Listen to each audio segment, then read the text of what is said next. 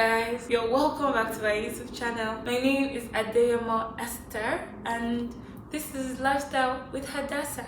How have you been? I hope you've been good. I hope you've been keeping safe. I hope everything has been okay. Before I say any other thing, you guys, I am so the love I got on my last video was out of this world. It was something else. Like, I never even experienced. You guys are the very best. Thank you so much for everyone who watched my last video, which was my introductory video, and liked and commented and shared. Thank you so much. It really meant a lot to me. I felt so loved and so emotional, and like, I'm just so grateful. Thank you guys, you're the very best. It's not every day you go into the world or go into social media and meet a lot of nice people and hear a lot of nice things and all. So it really meant a lot to me. Thank you so much for pouring out your love on me and for welcoming me with such open arms. Thank you so much. If this is your first time watching any of my videos, you're so welcome. Thank you for clicking. Please subscribe, join our family. Love lives here, guys.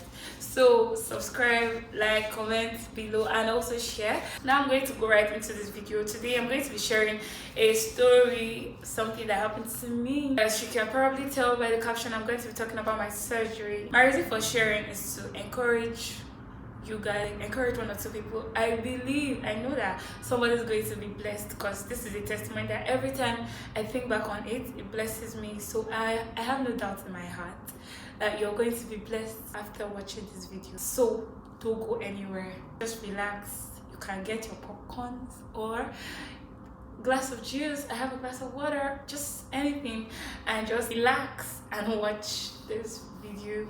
So there's this thing I like to do.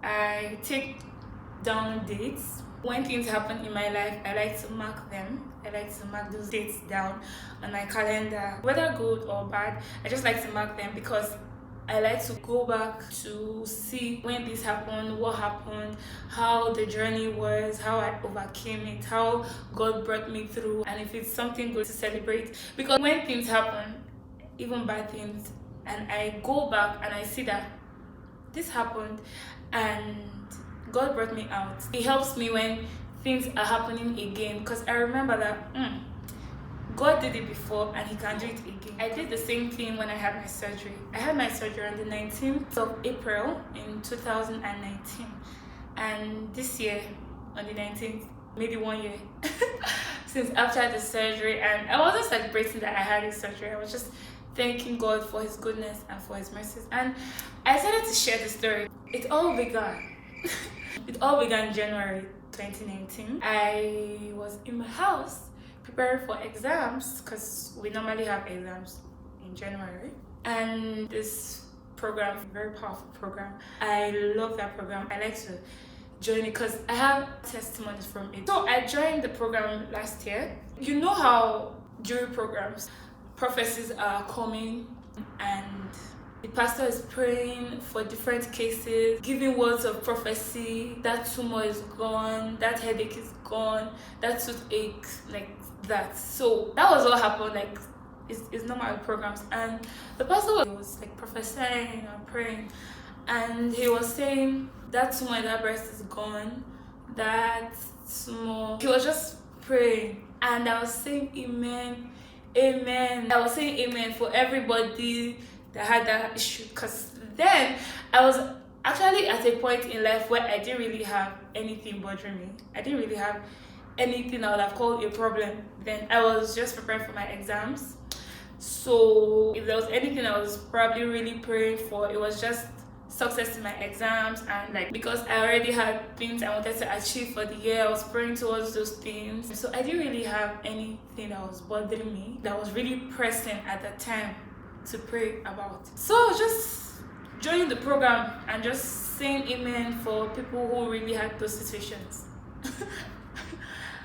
On the third day of the program, I still don't remember how I realized it or how I felt it, but I just noticed that there was something different about my breast. And at first I was just like, what's this? From whence comment down? Like, where are you coming from? Like, what's this?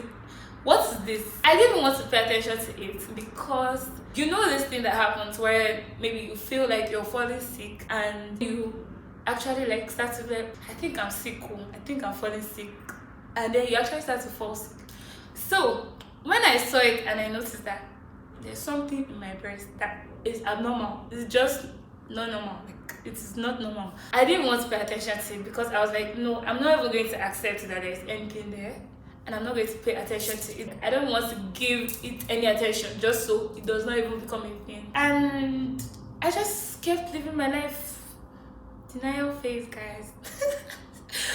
The program was going on, and on the last day of the program, which was on a Friday, I was just like, because at this time I was already expecting that even before this last day I'll check and I'll not find it again. So on the last day of the program, I checked and it was still there. And like, that was when it actually started to bother me. And I was like, oh God, what is this? Could this be a lump in my breast? I think by the time I had gone on Google, I started to check. Mind you, I already know that Google always exaggerates everything. So I had that mindset when I was checking. I'm like, okay, whatever this is, I know it's not this bad. Google is just exaggerating. And by this time, I was like, okay, God, I need my healing today.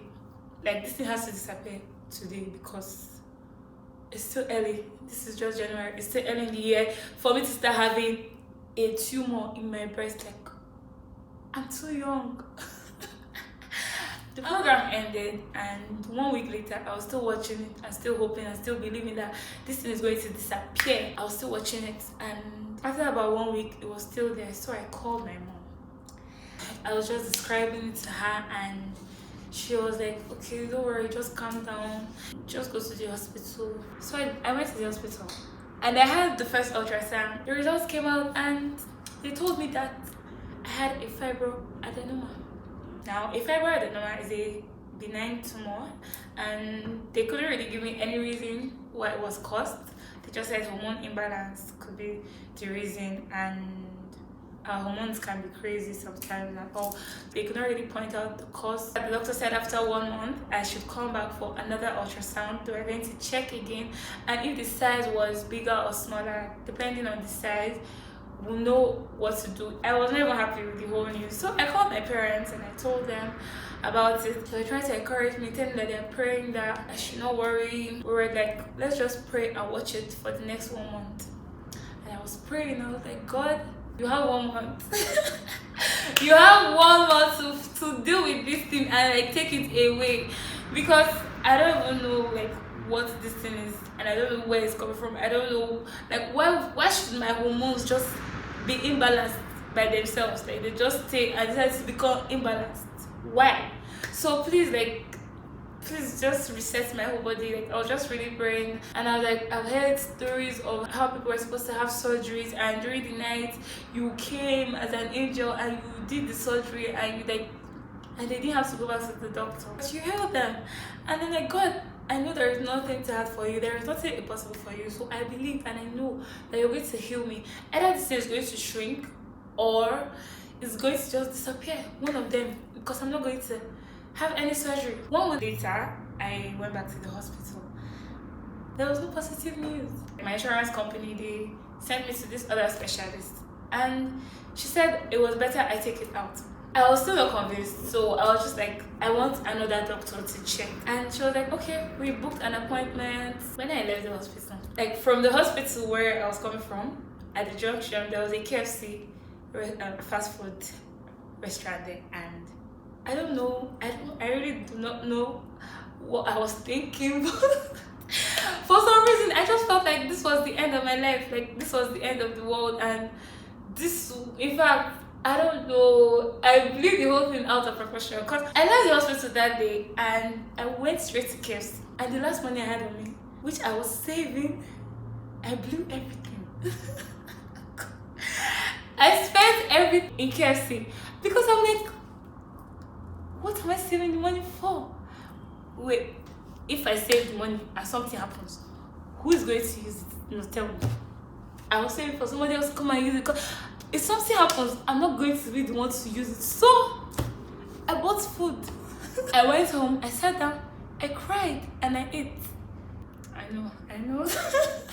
After that day, the whole thing was obviously bothering me. The whole thing was on my mind. I kept praying about it. I don't know why I was just so scared about having the surgery. I didn't want to have it. I just didn't want to have surgery. I didn't want to see the benefits in it or anything. I just didn't want to have the surgery. I went for the third visit, like the third consult, and mind you, I was spending money in Nigeria, my family hospital.